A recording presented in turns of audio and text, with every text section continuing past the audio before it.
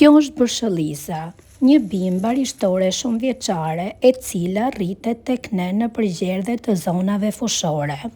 Bërshëllisa ka kërcell deri në 120 cm të gjatë që përdridhet ndaj çdo objekti që i vihet përballë. Gjethet i ka me bisht, të këmbyra me llap si shigjet. Lulet dalin në maj të bishtave të cilët zën fill nga sqetullat e gjeteve. Lulet kanë kurorë të zgjeruar në formë hinke në periferi 5 dhëmbëshe me ngjyrë të bardhë me zona ngjyrë roz. Lulëzon nga maj deri në vjesht.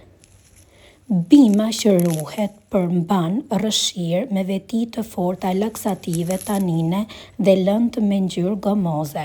Nxit muskulaturën e lëmuar, hyn në mjetet terapeutike që shpejton peristaltikën e zorëve dhe rrisin rrjedhjen e tëmthit.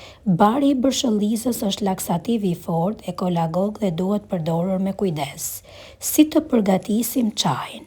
Një lugë çaji me gjethe të grimcuara hidhet në një enë, kushtohet një filxhan çaji me ujë që zien. Përmbajtja lihet për 15 minuta, pastaj lëngu kullohet dhe pihet.